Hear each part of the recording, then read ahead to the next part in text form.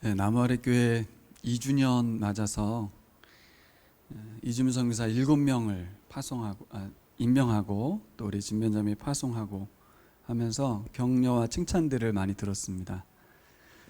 또 현진 형제가 보라를 양육하고 진변자매가 보라를 시작하고 하는 일들을 보면서 다들 감동을 받고 그렇습니다.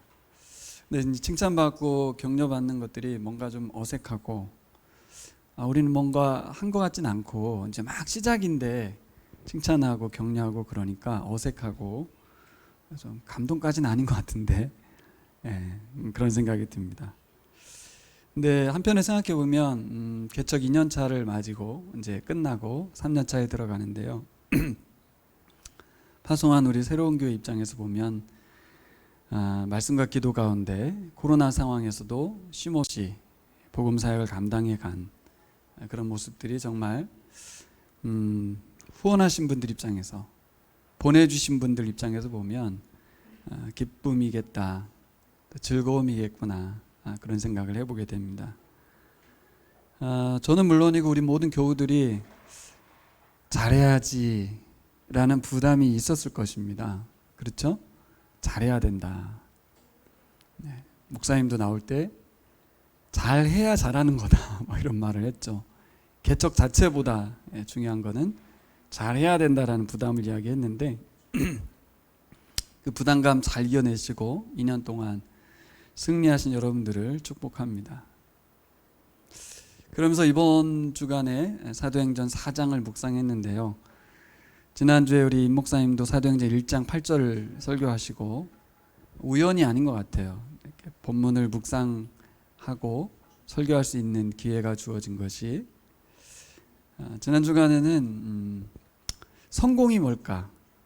이제 분립개척을 기획하고 파송을 했는데 그래서 시작할 때는 잘 돼야 되는 거다라는 부담을 가졌잖아요. 근데 2년이 지난 지금 우리가 성공한 것일까? 파송하신 분들은 성공했다고 평가할 수 있을까? 여러 가지 생각들이 들었어요. 그래서 오늘 제목은 그리스도인의 성공은 뭘까? 그리스도인의 성공이라고 한번 잡아봤습니다. 오늘 우리가 읽은 4장 말씀 보면서 제가 2년 동안 개척 나오면서부터 우리 교우들에게 지속해서 질문했던 것이 있어요. 2가지 질문만 했는데 첫 번째는 어떤 교회를 세우고 싶은가? 그리고 어떤 사람이 되고 싶은가? 빙에 대한, 정체성에 대한 질문을 계속했죠. 우리 예은이는 목사님 질문을 계속 기억하고 있나요? 나는 어떤 사람이 되고 싶은가? 나는 어떤 교회를 세우고 싶은가? 이 질문을 계속했는데 오늘 우리가 읽은 4장 말씀의 내용이 이 부분을 다루고 있는 것 같습니다. 어떤 사람이 되었으면 좋겠는지, 어떤 교회이면 좋겠는지를 발견할 수 있는 것 같아요.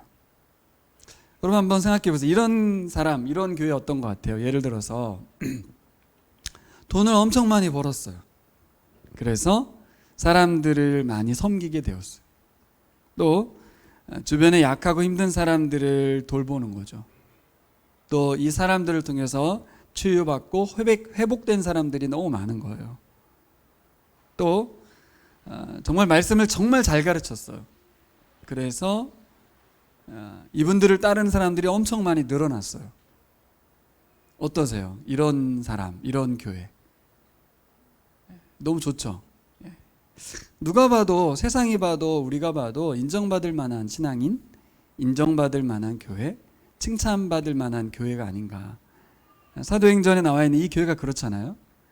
수많은 사람들이 회심하고 돌아서서 예수님을 따르기로 결정하는 거예요. 로마의 압박이 있는데도 불구하고, 예수가 십자가에 죽은 걸 모두가 봤는데도 불구하고 그분이 살아났다고 하는 그 말을 하는, 거짓말 같은 말을 하는 그들의 공동체에 3,000명, 5,000명이 막 몰려들기 시작하는 거예요. 아이러니한 상황이죠. 분명히 예수가 죽은 건 맞거든요. 그러면 이들이 여기 왔다는 얘기는 예수의 부활을 믿겠다는 거거든요. 사람이 죽었는데 다시 살아났다. 이걸 믿겠다는 거예요. 여러분, 겉으로 봐서는 이런 사람 되는 것, 이런 교회가 되는 것이 우리의 목표인 것 같아요. 그리스도인의 성공, 교회의 성공은 바로 이런 교회를 세우는 게 아닌가? 그런 생각이 들어요. 여러분 어떻습니까? 그래서 초대교회 하는 것 같아요. 다들 초대교회로 돌아가자, 초대교회를 이루자, 이런 말을 하는 것 같아요. 오늘 말씀 보면 제자들이 그렇습니다. 이들은 갑자기 말을 엄청 잘하는 사람들이 됐어요. 너무 웃기지 않아요? 그래서 듣는 사람들도 너무 웃겼다는 거예요. 저 사람들 갈릴리 사람들인데 왜 이렇게 말을 잘해? 성령이 임한 이후에 말 잘하는 사람들이 됐어요. 그래서 수많은 사람들, 3,000명 더하기 5,000명은 8,000명. 남자만인 거 아시죠? 남자만이라고 돼 있어요. 남자만 5,000명이에요. 그러니까 여자들과 아이들까지 포함하면 수만 명이 모인 거예요. 당시 인구에 비례하면 엄청난 폭발이 일어난 거죠. 우리 교회에 남자만 5,000명이 몰려온다고 생각해 보세요. 역사적인 상황이죠. 전 세계에 이런 부흥은 없어요. 또 병든 자가 고침받았죠. 오늘 이 상황은 어떤 거예요? 나면서부터 이렇게 안진뱅이었던, 뭐라고 해야 돼요? 지체 장애인, 신체 장애인이었던 거죠. 그분을 항상 사람들이 미문이라고 하는, 아름다운 문이라고 하는 성전 드나드는 문에 갖다 놓고, 그죠? 데려다 놓은 거예요. 왜요? 그가 구걸해서 먹고 살아야 되기 때문에 사람들이 데려다 놨어요. 성전을 드나들던 사람은 모두가 알아. 그 사람 어떤 사람인지. 나이도 나오죠. 40살이 넘었어요. 그러니까 40살이 넘은, 40년 넘은, 한 번도 걸어보지 못한 병자가 놀랍게도 제자들에 의해서 뻘떡 일어선 거예요. 기적이잖아요. 기적. 기적을 넘어서 이런 일이 있을 수 있어요? 불가능한 일이 벌어졌어요. 난리가 난 거죠. 난리가. 온통 난리가 났어요. 근데 너무 재밌는 건, 여러분 이게 난리가 났다는 거는 여러분도 동의하죠? 예수님 당시엔 더 많은 일들이 있었어요. 근데 효과는 어디서 더 나타났냐면 제자들에게서 더 많이 나타났어요. 예수님의 이 말씀 기억하나요? 너희가 나보다 더 큰 일을 하리라. 예수님이 할 때는 수많은 사람들이 몰려들긴 했지만 회심하지 않았어요. 지난주에 임 목사님 말씀하셨죠. 개종은 하지만 회심을 하지 않을 수 있다.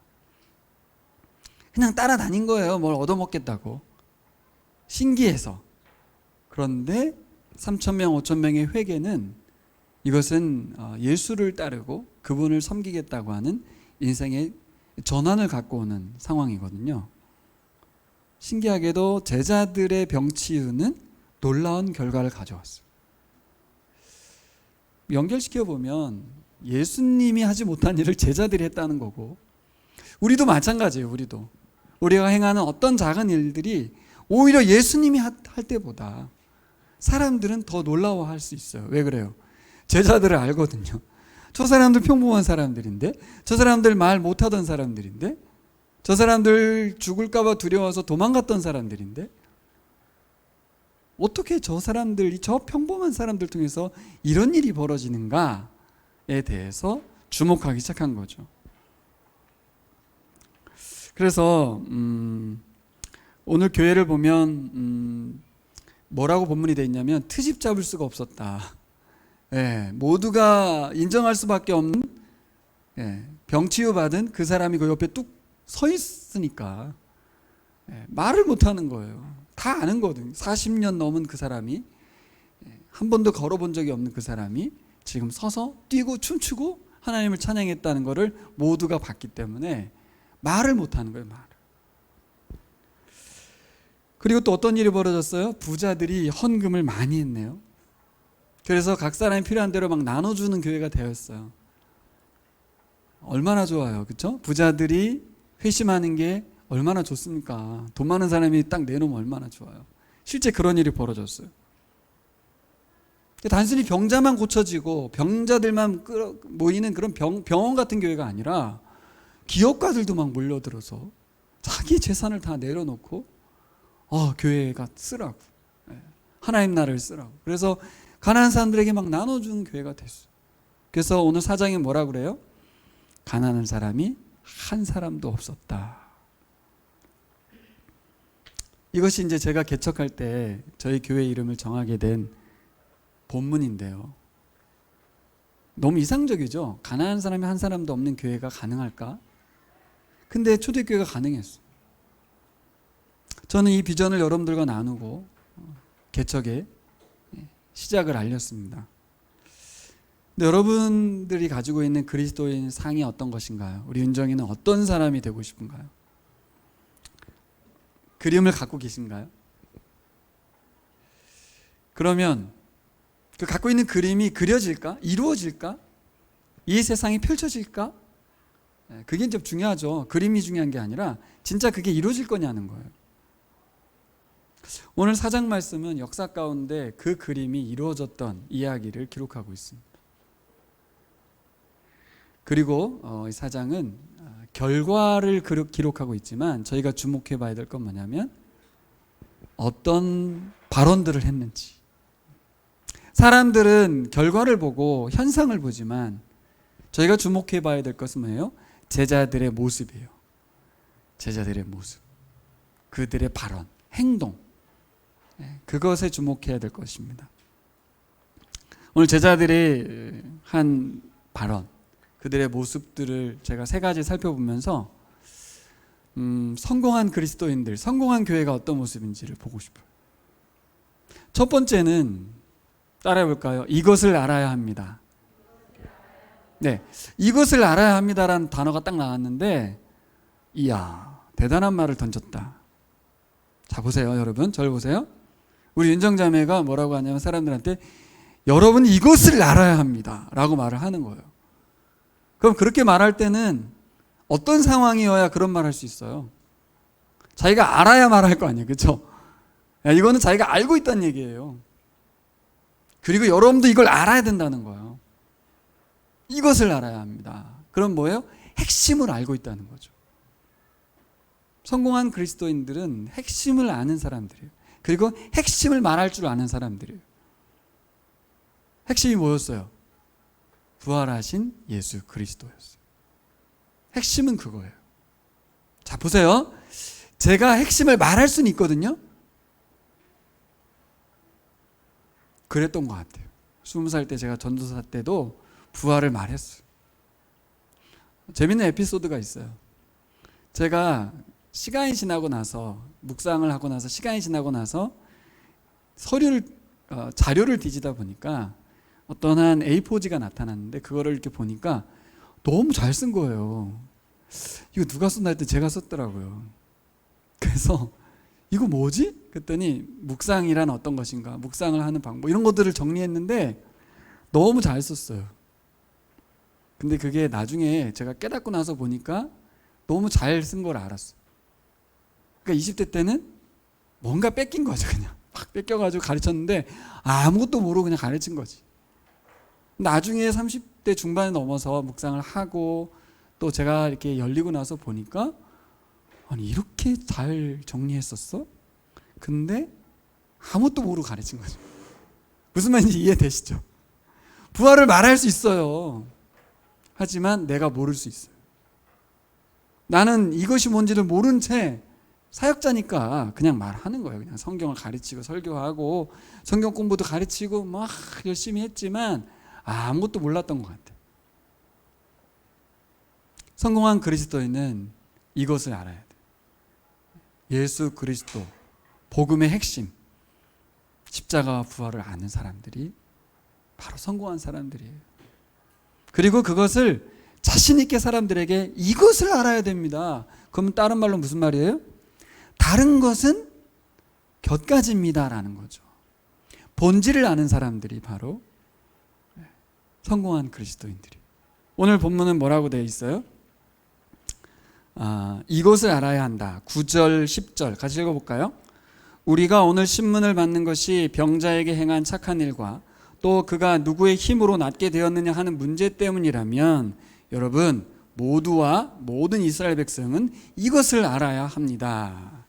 네, 이것을 알아야 한다는 거예요. 뭐예요? 11절 이 예수는 너희들 집 짓는 사람들에게는 버림받은 돌이지만 진모퉁이의 머릿돌이 되신 분입니다. 이 예수밖에는, 같이 읽어요. 다른 아무에게도 구원은 없습니다. 사람들에게 주신 이름 가운데 우리가 의지하여 구원을 얻어야 할 이름은 하늘 아래 이 이름밖에 다른 이름이 없습니다. 우와. 우리가 다 아는 얘기지만 여러분, 이걸 아는 사람이 별로 없어요. 구원을 예수 이름으로 얻는다는 것에 대해서 알기가 어려워요, 사실. 이것을 안다는 게 어려운 이야기입니다. 제자들도 몰랐었다는 거죠. 몰랐어요. 그래서 도망갔던 거예요. 성령님께서 알려주신 거죠. 여러분, 하나님께서 구원을 얻을 수 있는 유일한 길을 예수 그리스도로 정하였다는 것, 이걸 제자들이 깨달은 거예요. 그동안 구약의 율법인 줄 알았어요. 열심히 율법을 지키려고 했던 바리새인들, 그죠? 제사 열심히 드리면 제사장. 근데 제자들이 깨달은 거야. 아, 예수가 하나님이 세우신 유일한 구원자시구나 라는 걸 깨달은 거예요. 지난 토요일 날 우리 문창성 선생님이 얘기하시죠. 영국의 다원주의 사회. 꼭대기에 하나님 계셔서 그 하나님을 만나는 길은 다양하다. 다원주의입니다. 그래서 거기 올라가는 길이 다양하기 때문에 꼭 예수만이 아니다.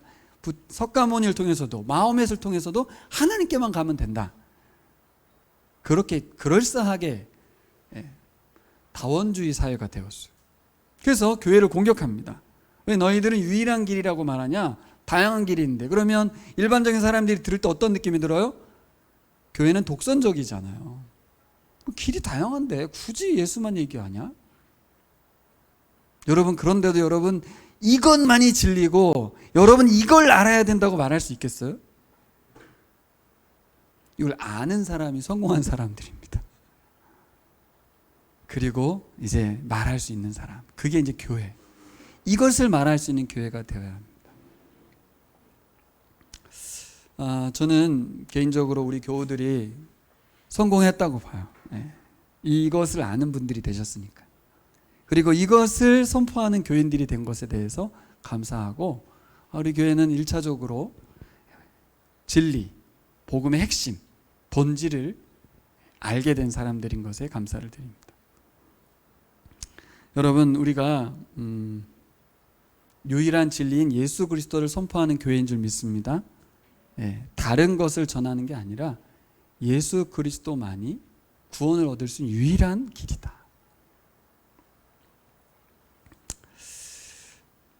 두 번째는 18절부터 19절에 나와 있는데요. 따라해 볼까요? 판단해 보십시오.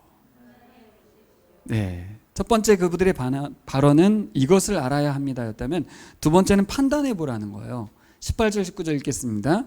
그런 다음에 그들은 두 사람을 불러서 절대로 예수 이름으로 말하지도 말고 가르치지도 말라고 명령하였다.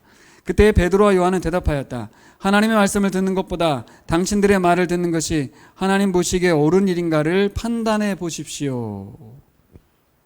무엇을 말하는 걸까요? 판단해 봐라. 이 말은 이미 자신들은 판단했다는 말이죠. 첫 번째 원리와 같아요. 알기 때문에 알아야 한다고 말한 거고, 판단을 했기 때문에 판단하라고 말하는 거예요. 우리 윤정 성도님이 요즘 그런 것 같아요. 나는 판단했으니 너도 판단 좀 해봐라. 누구를 두려워하는 게 옳은지. 그들은 뭐라고 그래요? 죽여버릴 거야. 예수 이름 말하지 마. 그러니까 무엇에 대한 판단이에요? 누구를 두려워할 거냐는 거예요. 그동안 사람들은 뭘 두려워했어요? 목숨을 두려워했어요. 나의 목숨을 빼앗으려 하는 저들이 두려운 거예요. 그래서 십자가 앞에서 다 도망갔죠.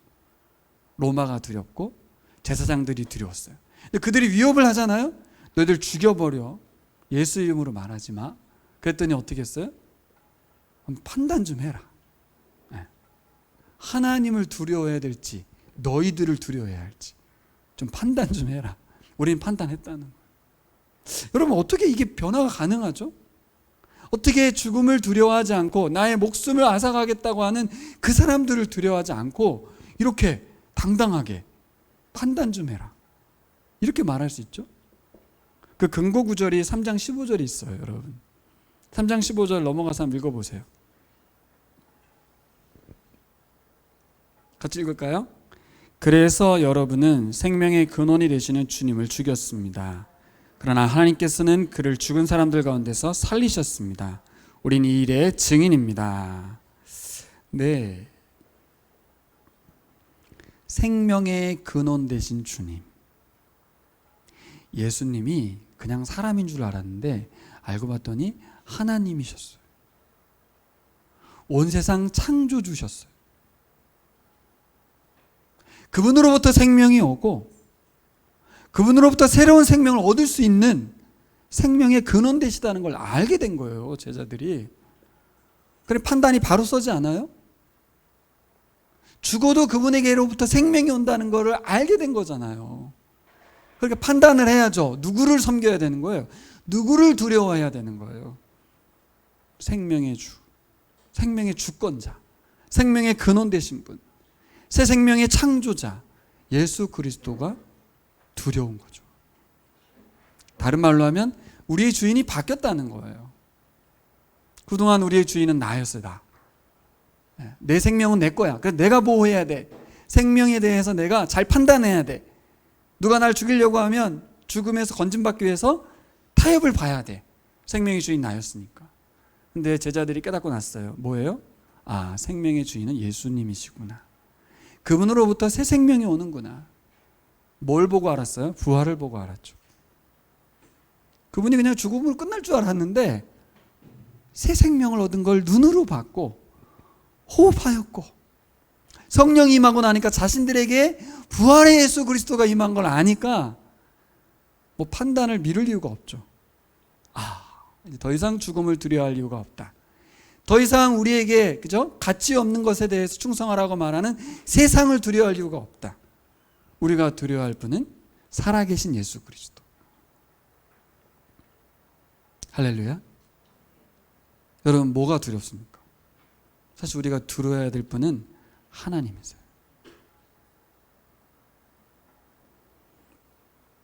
여러분, 무엇을 위해 살지, 누구를 위해 살지, 그동안 무엇을 위해 살고 누구를 위해 살았어요? 우리가 제자들이 자신의 행복과 자기 자신을 위해 살아왔죠. 근데 이제 깨달은 거예요. 이제 우리는 하나님을 위해 살아야 되겠구나. 근데 사실 그동안 자기들이 하나님을 위해 살았다고 생각했거든요. 바울도 하나님을 위해 산다고 생각했거든요. 부활의 예수 그리스도를 만나고 나서부터는 하나님을 위한다는 것, 곧 예수 그리스도를 위해 살아가는 거구나. 그래서 유대인들에게 계속 알려준 거예요. 예수 그리스도를 위해서 살아야 한다. 하나님이신 예수 그리스도를 위해 살아야 한다. 판단하라는 거죠. 여러분, 판단하셨습니까? 그러면 성공하신 거예요. 판단이 되셨다면 성공한 거예요. 다른 게 성공이 아니라 하나님이 생명의 주권자이신 건 다 알잖아요. 예수가 생명의 근원자이심을 아는 것, 그래서 그것을 판단하고 그분을 주인으로 섬기기로 결단한 것, 그리고 사람들한테 판단을 요청하는 거예요. 누구를 두려워야 할지 판단해라. 우리가 가장 두려워하며 섬겨야 될, 따라야 될 주인은 예수 그리스도다. 세 번째로는 따라볼까요? 성령 충만으로 함께 기도합니다. 자, 이쯤 되면 알게 됐어요. 판단도 했어요. 부활의 예수 그리스도가 자신들에게 임재했어요.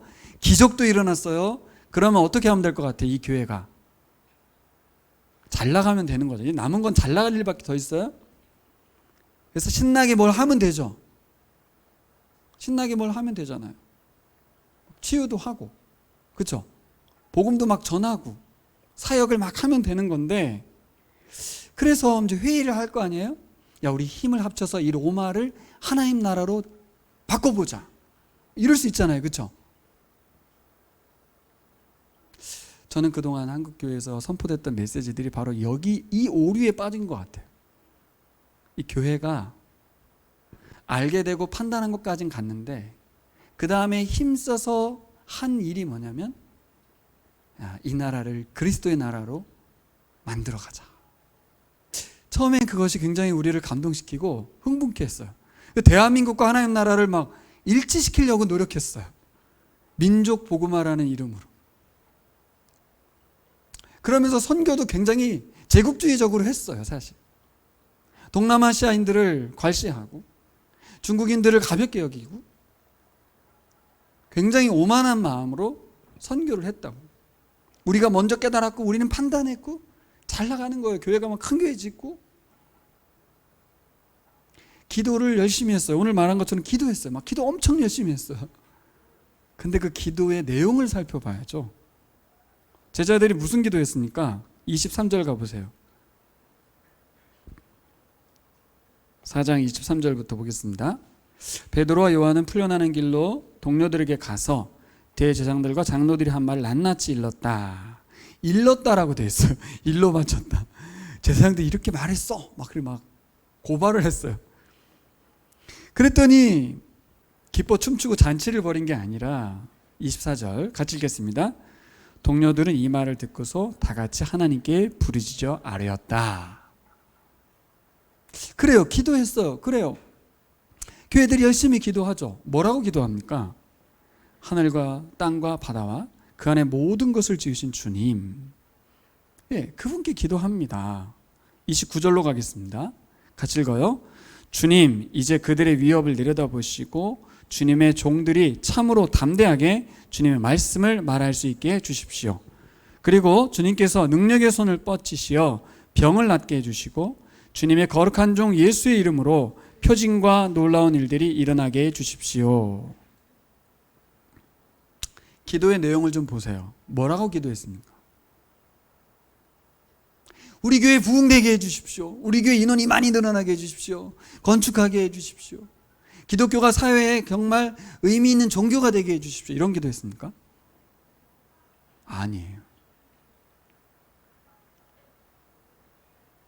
여기서 우리가 기도를 바꿔야 된다는 걸 알게 되는데, 근데 바꾸려고 바꿔지는 게 아니라 바른 복음이 들어오고 성령이 임한 사람들은 관심사가 하나로 묶어요. 그래서 이 교회가 두 가지에 힘쓰게 되는데, 첫째는 기도에 힘쓰게 되고 둘째는 뭐예요? 마음이 하나가 됐어요. 32, 33절 보세요. 32, 33절 같이 읽겠습니다. 많은 신도가 다 한 마음과 한 뜻이 되어서 아무도 자기 소유를 자기 것이라고 하지 않고 모든 것을 공동으로 사용하였다.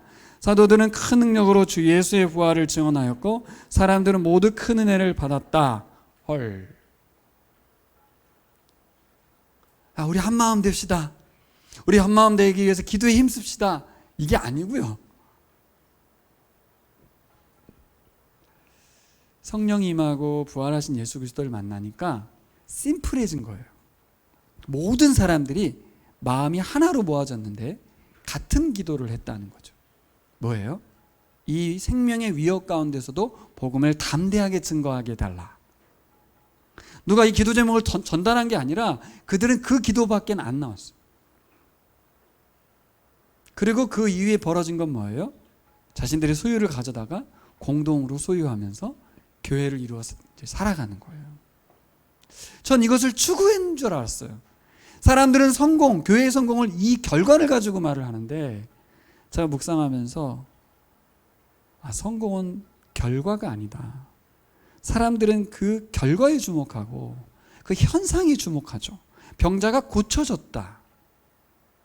사람들이 3,000명이 몰려왔다. 그게 성공입니까? 그럼 대한민국은 이미 성공했죠. 근데 아무도 대한민국 교회를 성공했다고 말하지 않습니다. 무엇이 성공이겠습니까?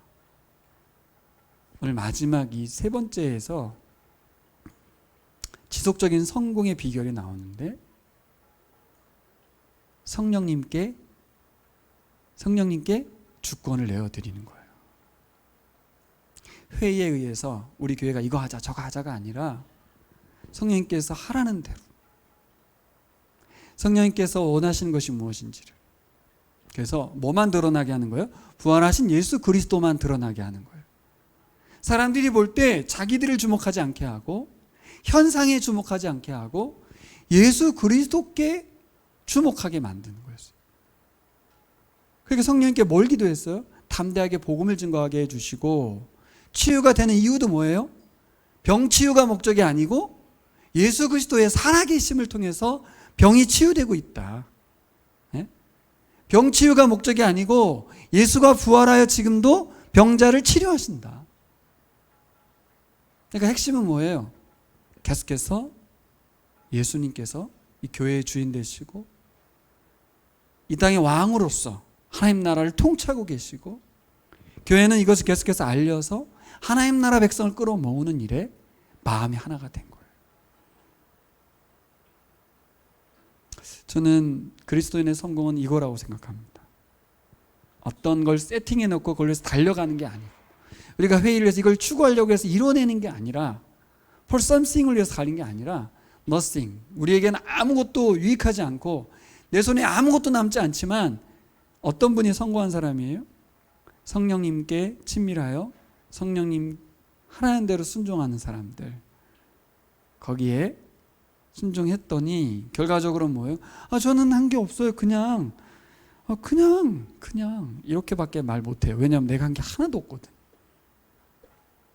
진짜 성령님이 다 그분의 능력으로 다 하셨기 때문에 제자들이 손사래를 치면서 우리가 한 게 아니라고.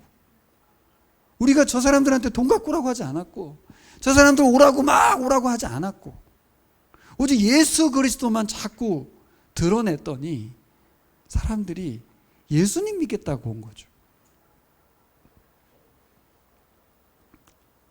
31절 기도응답이 바로 되죠. 같이 읽겠습니다. 그들이 기도를 마치니 그들이 모여있는 곳이 흔들리고 그들은 모두 성령으로 충만해서 하나님의 말씀을 담대히 말하게 되었다. 할렐루야. 자, 보세요. 충만하니까 막 하나님의 말씀 전하고 막 그랬으니까 바깥에서 그 사람들을 보는 사람들은 그 사람을 주목하잖아요. 그리고 그냥 이거 읽어보면 성령 받은 사람들이 그렇게 열심히 사역하나 보다 그럴 수 있잖아요. 그렇죠? 근데요, 기도한 사람은 알아요. 내가 변한 게 아니고 성령께서 나를 통해서 계속해서 일하고 계시다는 걸 기도한 사람만 알아요. 그렇죠. 기도하지 않은 사람은 다 자기 힘으로 성령 충만을 추구하고 있고 사역하고 있고 말하고 있는 거예요. 그래서 이 교회가, 이 사도들이 교회가 놀랍게도 기도했단 말은 무슨 말이에요? 교회의 주인이 예수 그리스도요 성령님임을 인정하고 끊임없이 그분께 구한 거예요. 주님 일하여 주시고 우리는 주님의 통로로 사용되길 원합니다. 주님, 우리가 집중하여 말씀을 전하고 싶으니 담대함을 주십시오. 네, 계속해서 주목했던 건 성령님의 그죠? 일하심에 대해서 주목했던 거예요. 놀랍게도 영적 일치가 벌어졌습니다. 한 마음과 한 뜻이 되었다는 건 단순히 생각과 마음이 하나 됐다는 게 아니라 영적인 일치. 그러니까 성령으로 하나 됐다 그런 말을 쓰는 거예요. 여러분들 우리가 상대방이 권면할 수 있죠. 기도하자. 성경 읽자. 근데 성령이 충만하게 되면 단순히 경건을 위해서 그러는 게 아니라 뭘 기도해요? 하나님께서 저 자매를 통해서 일해 주시기를, 우리 교회 안에서 성령이 역사해 주시기를. 우리 현진 형제를 위한 기도가 그렇지 않습니까? 현진 형제 할 수 있는 게 뭐가 있어요? 이렇게 폄하해서 하는 말이 아닙니다. 가진 게 있어요? 딱 들은 거 사실 하나님의 것이죠. 또 그 성령께서 힘을 주고 계시죠. 그 담대함이 어디서부터 왔을까요? 지금 이 교회가 저는 성공했다고 봐요. 뭐에 성공한 거예요? 성령님께 순종하고 성령님께 관심 갖고 성령님의 통로가 되려고 하는 그 자체가 저는 성공이라고 봐요. 준변 자매도 마찬가지인 것 같아요. 사실 한 번도 안 가르쳐 봤기 때문에 굉장히 두려운 마음이 있어요. 보라에 대해서. 근데 순종하는 거잖아요. 성령님께서 일하시기를. 윤정 성도님이 우리 자매를 초청하고 이렇게 데려온 것도 자매가 온 거지만 성령께서 제안하게 하시고 이렇게 한 거죠. 저는 성공하면 끝나는 줄 알았어요. 그렇지 않아요. 세상의 성공은 그것으로 끝나는 거지만 그리스도인의 성공은 순간순간이고 매일매일이고 매년이고 매순간인 것 같아요. 성공해서 거기서 끝이 아니에요. 그래서 제자들과 사도들이 끊임없이 모여서 계속 기도했던 거예요. 우리 교회가 성령께서 일하시는 교회, 성령님께 순종하는 교회로 계속 가고 싶습니다. 일해 주십시오. 그래서 정치적인 야욕을 부릴 수도 있었고, 야, 우리가 사회를 변화시켜야 돼, 복지 프로그램을 돌리자, 막 그러면서 많은 프로그램을 통해서 교회 바깥에 있는 사람들을 끌어들이려고 하는 많은 일들을 할 수도 있어요. 그건 지혜죠, 지혜. 거기에 우리가 할 건 뭐예요? 성령께서 일해 주시기를, 복음으로 본질을 알게 해 주시기를, 그리고 그들이 판단하게 하도록 권면하는 거죠. 교회는 예수 그리스도가 부활하셔서 통치하고 계시다는 것을 절절히 느끼고 있지 않았는가 싶었어요.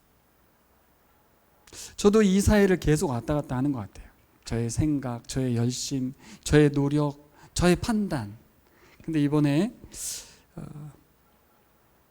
말씀들을 듣고 사장을 묵상하면서 우리 교회와 우리 각자 그리스도인으로서 선교사가 되고 제자가 된 우리 교인들의 성공은 결국 부활하신 예수 그리스도와의 관계고, 또 성령님께 얼마나 민감함이냐이며, 또 그분의 힘을 의지하여서 사역을 감당하고 순종한 일이 아닌가, 그런 생각을 해보게 됐습니다.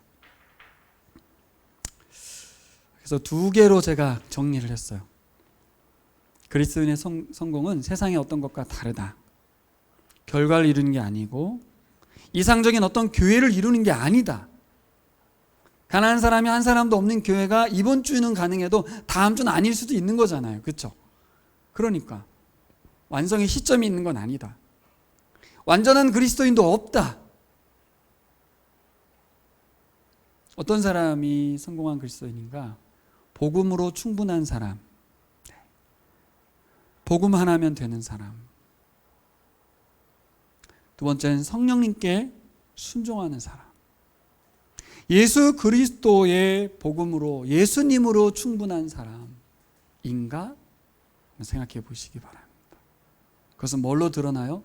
예수님을 말하고 있는지, 예수 그리스도를 자랑하고 있는지, 내가 알고 있는 것을 자꾸 알라고 말하고 내가 판단한 것을 자꾸 판단하라고 말하는지, 거기서 드러나더라고요. 지난주에 우리 토요일 밤에 가족들에게 보라를 전하고 우리 현진 형제가 다시 대전으로 내려왔어요. 다음날 저는 보면서 깜짝 놀랐어요. 저 같으면 집에 갔는데 자고 오지, 그냥 안 내려올 텐데 와서 반주를 하더라고요. 그리고 제가 이제 임 목사님 섬기느라고 전주를 갔는데 사진이 딱 올라왔는데 막 두 팔을 벌리고서 이렇게 서 있는 거예요. 그래서 헐, 그래서 현진 형제가 춤춘 지 얼마나 됐어요? 인생에서 춤출 일이 있을까? 뭘 원해서 저렇게 교회에 충성하고 그럴까? 성경학교 보조교사는 보조만 하면 되지 꼭 이걸 해야 돼, 이걸? 뭐 이러면서 나는 그냥 말씀만 전할게, 이럴 수도 있는데 하란다고 또 두 팔 벌려 율동을 배우고 있는 모습이 너무 변한 거 아니에요? 너무 변한 거? 워워워 해야 되는 거 아니에요? 근데 이런 변화가 우리 현진 형제의 노력일까? 아니면 얼마나 오래 갈까? 이대로 쭉 죽을 때까지 갈까? 그럴 일은 없습니다. 그렇지 않아요. 우리 다 지내와 봤잖아요. 하다가 유혹이 오고 넘어지기도 하고 시험도 들고 쓰러지기도 합니다. 오락가락 하는 거죠, 신앙생활이. 결국 뭐예요? 잠깐의 성공으로 끝날 일이 아닌 거예요. 복음으로 충분한 삶, 성령님께 순종하는 그 기쁨을 누리는 삶, 그리고 혼자가 아니라 지속해서 공동체가 함께 기도하는 것. 그렇죠? 뭘 기도해요? 같이 성령의 이끄심에 따라 순종하는 공동체. 그것만이 지속적인 성공으로 우리를 이끌어 줄 거예요. 그러니까 성령님이 각자 속에서만 일하는 게 아니라 우리 공동체 멤버들 속에서 일하시는 성령님을 통해서 나도 힘을 내는 거예요. 보니까 교회가 왜 마음을 같이 기도했을까? 혼자 할 수 없는 거죠. 그래서 교회입니다. 혼자 내버려 두지 않으시는 거죠. 예수님께서. 저는 오늘 말씀 사도행전에 주님의 제자들이 보여준 이 초대교회 모습이 바로 아름다운 교회상인 게 분명하다고 생각해요.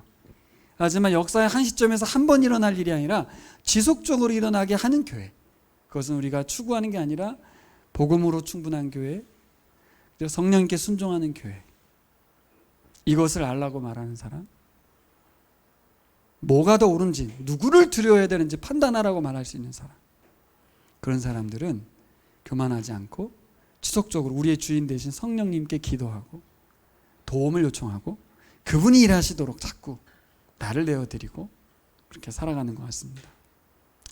그럼 우리 교우들이 이런 교회의 모습 중심에 두신다면 매 순간, 매주마다 인생 걸어가는 길, 그 길 가운데 참된 샬롬을 맛보며 예배하며 기쁨으로 살아가게 될 간증하는 여러분들이 될 줄 믿습니다.